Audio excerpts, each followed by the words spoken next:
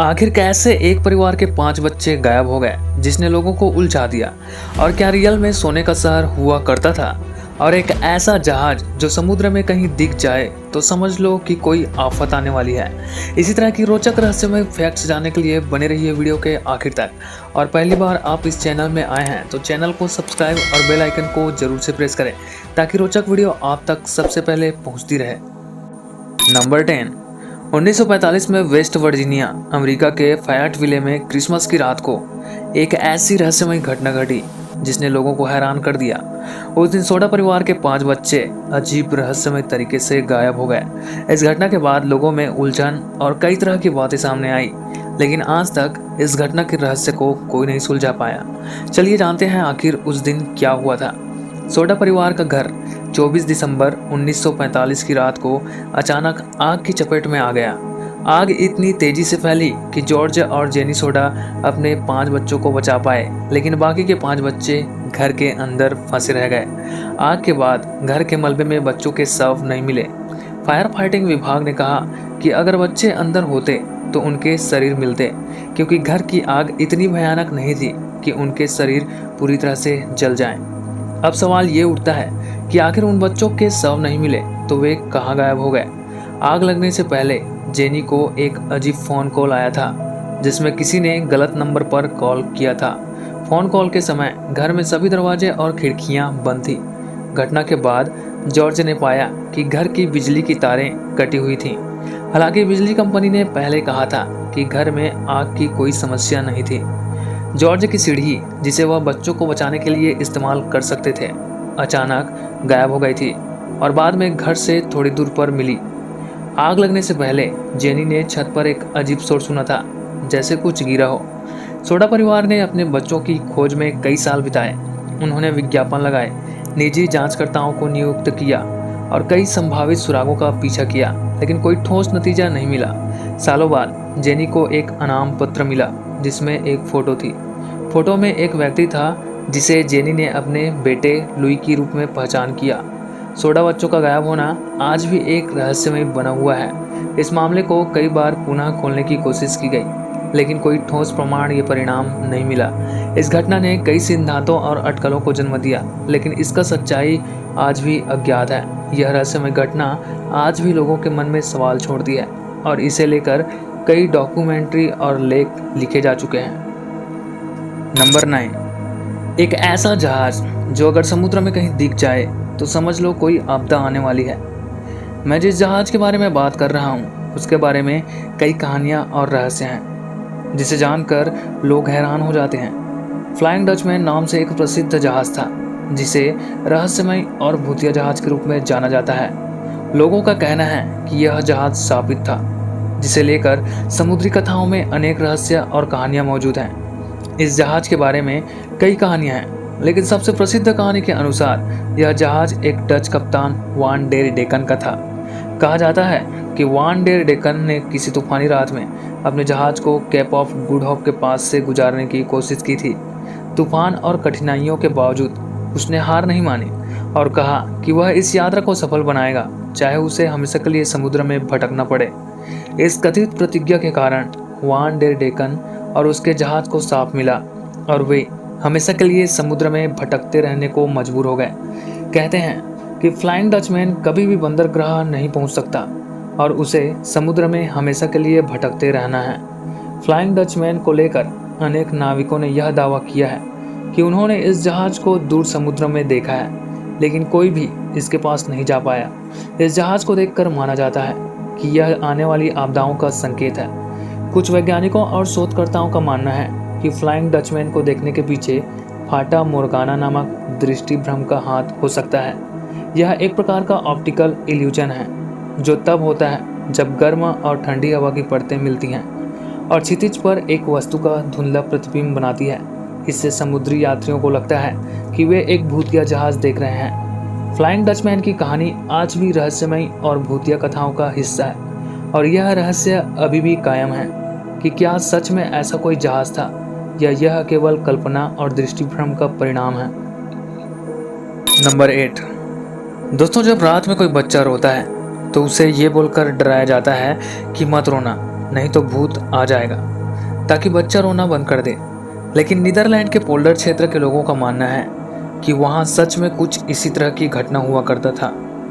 1960 के दशक में नीदरलैंड के पोल्डर क्षेत्र में एक अजीब और रहस्यमय घटना हुई, जिसने वहाँ के लोगों को हिला कर रख दिया। इस घटना का नाम फैंटम ऑफ द पोल्डर रखा गया और इसने कई लोगों के जीवन में डर और अजीब घटनाओं की एक लहर ला दी। पोल्डर क्षेत्र के निवासियों ने दावा किया कि रात के समय एक अदृश्य प्राणी उनके दरवाजों पर खटखटाता था, जिससे उन्हें नींद से जागना पड़ता था, और जब दरवाज़ा खोला जाता था तो वहाँ कोई भी नहीं होता था। कुछ लोगों ने अपने घरों में अजीब आवाज़ें सुनी और पाया कि चीज़ें अपने आप इधर उधर हो रही हैं, जैसे कि किचन में रखे बर्तन अचानक लिविंग रूम में मिलते थे। कभी कभी दरवाजे अपने आप खुलते और बंद हो जाते थे। कई निवासियों ने अजीब और डरावनी आवाज़ें सुनी, जैसे कि फुसफुसाहट या कदमों की आवाज़ें जो अचानक बंद हो जाती थीं। इन घटनाओं के कारण लोग बेहद डर गए। आज तक फैंटम ऑफ द पोल्डर एक रहस्य बना हुआ है और इसके पीछे के सच का कोई ठोस प्रमाण नहीं मिला है। यह घटना पोल्डर क्षेत्र की लोक कथाओं में जीवित है और रहस्य और डर के प्रतीक के रूप में मानी जाती है। नंबर 7, मिस्र, जो कि रहस्यों से भरी जगह है, जहां मिस्र का ग्रेट स्फिंक्स एक विशालकाय पत्थर की मूर्ति है जिसका चेहरा मानव का और शरीर सिंह का है। इसका निर्माण कब और क्यों किया गया था, इस पर कई सिद्धांत वैज्ञानिकों द्वारा दिए जाते हैं। कुछ लोग मानते हैं कि यह हजारों साल पहले बनाया गया था, जबकि अन्य कहते हैं कि यह किसी और सभ्यता का कार्य हो सकता है। लेकिन आधा शरीर सिंह का और चेहरा मानव का ऐसा क्यों बनाया गया था, ये आज तक रहस्य है। नंबर 6, आपने फिल्मों और कहानियों में सोने के शहर के बारे में जरूर देखे सुने होंगे, लेकिन क्या असल जिंदगी में भी सोने का शहर हो सकता है? लेकिन ऐसा माना जाता है कि दक्षिण अमेरिका के पहाड़ियों और जंगलों में एक ऐसा शहर छिपा हुआ है जो पूरी तरह सोने का है, जिसे एल डोराडो या सोने का शहर भी कहा जाता है। माना जाता है कि उस रहस्यमय शहर में असीमित खजाना छिपा हुआ था। इस कथा की उत्पत्ति 16वीं सदी में हुई थी, जब स्पेनिश खोजकर्ता दक्षिण अमेरिका में आए थे। एल डोराडो की कहानी का स्रोत मुइस्का जनजाति की परंपराओं से जुड़ा हुआ है, जो वर्तमान कोलंबिया में रहती थी। मुइस्का जनजाति के राजा को अपने शरीर पर सोने की धूल लगाकर और झील गुआटाविता में सोने के खजाने का बलिदान देने की परंपरा थी। यह देखकर स्पेनिश खोजकर्ताओं ने एक पूरे सोने की शहर की कल्पना कर ली। 16वीं और 17वीं सदी में कई यूरोपीय खोजकर्ताओं ने एल डोराडो की खोज के लिए अभियान चलाए। इनमें से सबसे प्रसिद्ध अभियान 1541 में स्पेनिश खोजकर्ता फ्रांसिस्को ओरेयाना द्वारा किया गया था। हालांकि ये सब अभियान असफल रहे और खोजकर्ता कभी भी इस शहर का पता नहीं लगा सके। समय के साथ एल डोराडो का मिथक इतना प्रचलित हो गया कि कई लोगों ने इसे हकीकत मान लिया। हालांकि आज तक कोई भी ठोस सबूत नहीं मिला है जो इस मिथकीय शहर की मौजूदगी की पुष्टि कर सके। इतिहासकार और वैज्ञानिक मानते हैं कि एल डोराडो की कथा मुइस्का जनजाति की सोने की परंपराओं से उत्पन्न हुई है, लेकिन यह शहर वास्तव में कभी अस्तित्व में नहीं था। एल डोराडो आज भी एक रहस्य और आकर्षण का विषय बना हुआ है और इसकी खोज की कहानियां आज भी लोगों को रोमांचित करती है। नंबर 5, मध्य रात्रि से ठीक 3 बजे तक का समय, यानी कि 12 बजे से लेकर 3 बजे तक का समय को अलौकिक ऊर्जाओं के लिए अनुकूल समय माना जाता है, जिसे द विचिंग आवर कहा जाता है। कई संस्कृतियों में इसे वह समय माना जाता है जब आत्माएं और भूत सबसे सक्रिय होते हैं। कुछ मान्यताओं के अनुसार इस समय पर आत्माओं और अन्य अलौकिक प्राणियों के बीच का पर्दा सबसे पतला होता है, जिससे वे हमारे संसार में प्रवेश कर सकते हैं। नंबर 4, 1990 के दशक में रूस के ड्रॉप्सी गांव में एक अनोखी घटना हुई थी, जिसमें कई बच्चों ने दावा किया था कि उन्हें एलियंस ने अपहरण किया था। इसके परिणाम स्वरूप गांव के अंधकार में कई रहस्यमय घटनाओं के रिपोर्ट्स आए थे, जिसमें से कुछ अज्ञात प्राणियों के बारे में था।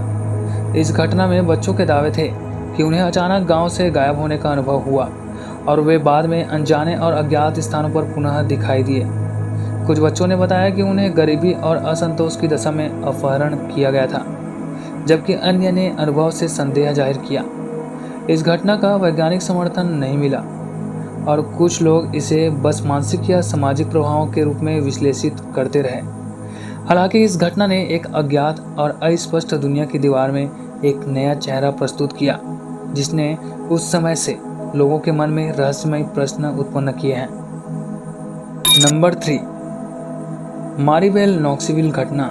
यह घटना अमेरिका के टेनेसी राज्य के एक क्षेत्र में हुई थी, जिसमें एक अज्ञात प्राणी के साथ एक संघर्ष का वर्णन किया गया था। मारीबेल के नाम से प्रसिद्ध इस अज्ञात प्राणी का वर्णन कई लोगों द्वारा किया गया, लेकिन इसकी सच्चाई और उसकी पहचान अभी भी अज्ञात है। यह घटना उस समय से अब तक रहस्यमय बनी हुई है। नंबर 2, दांगलिंग ममिचिन में इत्सिनिची नाम के नदी के किनारे हेनान प्रांत में स्थित मिंग राजवंश के एक मम्मी को दफनाया गया था। लेकिन 300 साल बाद भी जब इस मम्मी को देखा गया तो उसके शरीर में किसी भी प्रकार की विघटन नहीं हुआ था। यह मम्मी बहुत ही अच्छी तरह से संरक्षित है और यह रहस्य बना हुआ है कि ऐसे कैसे हुआ। नंबर 1, 1950 के दशक में बोस्निया के एक गुफा में एक रहस्यमय खोपड़ी पाई गई थी। इस खोपड़ी का आकार और बनावट किसी भी ज्ञात मानव या प्राणी से मेल नहीं खाती थी। वैज्ञानिकों ने इस पर कई परीक्षण किए, लेकिन इसका वास्तविकता आज भी अज्ञात है। यह खोपड़ी एक अज्ञात प्रजाति या अलौकिक प्राणी का हो सकता है, लेकिन कोई ठोस निष्कर्ष नहीं निकाला जा सका है।